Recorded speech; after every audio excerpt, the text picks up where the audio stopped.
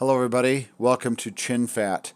In this episode I'm going to be briefly covering how to use audio transitions. And I got kind of some examples here. Last episode I went over video transitions, this one's audio transitions, and then we're going to move on to some bigger, better things in future episodes here. And here I've got myself a little edit here between these two videos. This is breaking a little bit of continuity, but I just want to hear, you'll have instances when you're playing through your audio and you hear little jumps in your audio on edits. Like here you can kind of hear some ambient noise, hear a knocking noise. And then suddenly you hear a shift in voice there. Actually, let me get rid of that end right there, but let's listen to this. So you hear the knock. And then you hear that little shift in audio as it jumps from one file to the next. And the audio transition that we're going to be using specifically to fix this is called a crossfade. Now, your audio transitions are found under effects. There's not a whole lot of these here. If you go into the effects tab over here in your project area, and you'll find this folder called audio transitions. I'm going to arrow down, and it has one folder that's called crossfade, and it has basically 3 different audio transitions. And these are all basically the crossfades. The one that is used the most is called constant power. I'll explain these in a little bit. But what this is basically doing is it's taking the handles from this clip here. I'm going to pull this out a little bit and show that there are handles on this. It means there's excess video or audio on this clip here. And it is blending it together with the handles on this. It's right at these edit points here. When you put an audio transition, it will start turning down the audio from this clip while turning up the audio from this clip. And it's almost as if the audio is overlapped a little bit, and it makes the transition sound a little bit smoother. Really quickly, all you have to do is you can grab your constant power over here. This is the default transition, by the way, because it's got this little highlighter on it. You can see that little square that's around it there. That means it's the default transition, which means if you use a shortcut, it's going to use that one. But right now, you can grab this, and you can drag it over, and you can drop it in between this edit right here. You can either put it to the right of the edit, to the left of the edit, or right in the middle right there. Most commonly, you're going to be putting it right in the middle. But I'm going to drop it right there, and now as we play through, this is going to sound smoother. See how that just smoothly goes through there, and there's no noise, and you don't hear that edit point in there, which is nice. Now once you add a transition on your audio, you can either extend it or shrink it. You can make it smaller, last less time. And there I could hear it, the cut sounded less subtle there, so if I extend this. Now the issue here is if you make it long enough, eventually you're going to be running into some unwanted audio from like this clip over here. If you extend it too far over, you're going to eventually get some unwanted audio, or from this clip over here.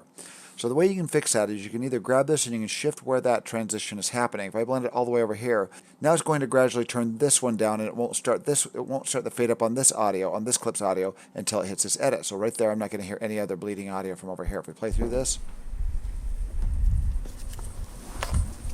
and that sounds okay. I liked it more when it was in the middle and a little shorter.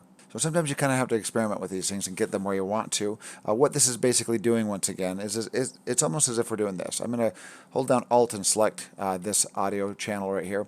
I'm going to Alt arrow down and bring it down. And I'm going to hold Alt and grab this and extend it over this, and I'm going to grab this one and extend it over this one.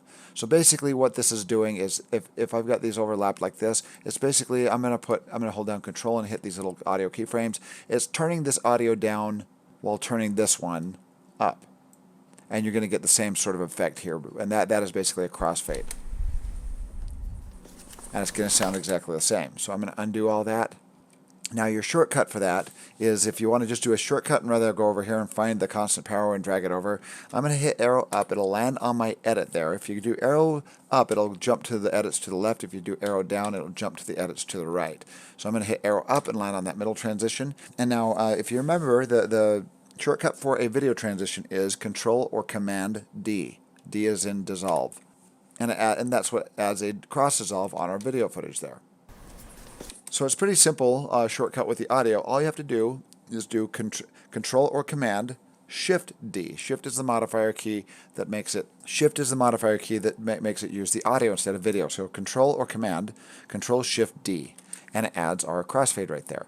But you have to land exactly on the edit. Now there's these three different types over here. We have constant gain, constant power, and exponential fade. These are a little bit different. There's very different subtleties in these. Like I said, the most common one is constant power. I pretty much use it all the time. But let's go over to the web here. And if you Google those crossfades, you'll find a couple pages. Adobe has some explanations on these, but here's some right here I found on the SoundSnap. And here they describe what the constant power is. Constant power, they mentioned that it is the default crossfade in Premiere. The constant power transition applies a smooth, gradual fade between clips. This effect is similar to cross dissolve in video. And basically what that means is you even see this little graph up here. You got this kind of this curve. You got this gradual kind of curve which does this really soft, nice transition. Down here you have constant gain, which is a straight line. It doesn't do it on a gradual curve. It just goes directly turn it straight down and directly turn it straight up. Mention here that it's seldom used because the sound is more abrupt and people tend to use it when other fades aren't working for some reason. You can try a constant gain sometimes. That'll do a fix that the constant power may not. An exponential fade. And typically these are used. These are really nice fade into. These are really nice to use if you use in dialogue to do just kind of this this exponential curve. It's a little bit different than but with each one of these you're going to have a little bit of a different effect. But as we mentioned, constant power is the most common one used. Let me show one more example of just using an audio transition here. I'm going to grab some music here. And this is just grabbed off of YouTube Music. And say you want to shorten your music. You want your music to last over this stretch of video here. And let's say I've got the beginning of this music here as I'm going to play. Hear this kind of scary music, and let's say we want it. And let's listen to the end where it kind of fades out. Let's say we want that to be the end of our video there. What we can do is we can cut this big portion, a big chunk out in between. I'm going to select that and delete it, and I'm going to grab this audio. And I'm going to bring it to the end here. And I just want to shorten, I want this to be the ending of the music right there. So I'm going to trim this, and that's going to be the ending of my music right there. So now what I can do is I can grab these and butt them together. This luckily doesn't really have a beat to it. It's just kind of droning music, so it's going to be easy to transition these together. Now if I play through this music, let's mute this track and listen to my music here. And you hear that sudden shift in music. Let's gradually blend those together. I'm going to arrow up, land on that edit, do Control-Shift-D. There it is. And by the way, your tracks have to be activated like this. If those are turned off, your shortcuts won't work. So I'm going to make sure that's activated. And I'm going to grab this and make it a little bit longer. You can actually, let's do this. You can actually double click on it and change this. Let's make it to a 4-second transition. I'm going to hit 4 period. The period is a placeholder for 00. So that's 4 seconds long.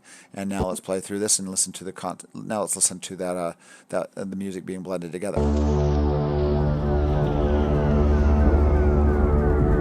And that sounds way more gradual there. One other thing you can do with these audio transitions is, let's say you get to the end and here we have a little bit of sound at the very end here. Just listen to the music here. It goes quiet, and then you have this little ambient noise there. You hear that? It goes, and let's move that over a little bit. And we're going to have this, we want this to gradually fade out. You hear that noise at the end? We want that to gradually fade out. So I'm going to do Control-Shift-D at the end, and if it does not have a clip butted up against it, that essentially creates a fade out at the end of your audio. So now, and we can make this longer or shorter. Now as we play through that sound, listen to the sound. It gradually fades out. And same way right here, it doesn't need a fade in because the music just starts on its own right here. But you could, if you're starting your music somewhere in the middle like this and listen to this, it's going to sound like it's just going to cut right in. Like that. And if you want it to fade in, I'm going to arrow up, do Control-Shift-D, and now we have a gradual fade in. And see, that's one instance where I don't like the constant power because it seems like it ramps up too quickly. So I'm going to go under my audio transitions and I'm going to try one of these other ones here. Let's go exponential fade and see what that sounds like. See, actually, I kind of like that. That one sounded good. And now let's listen to the difference between that and constant gain. And I think I like exponential fade the most there. But the constant power did not. It sounds like it just ramped up too quickly. Yeah, so I think I like the exponential fade there. Anyway, so yeah, the different transitions will give you different effects, and you can experiment with them and see what you get. Well, that's about it on using audio transitions. If you have any questions, please post them.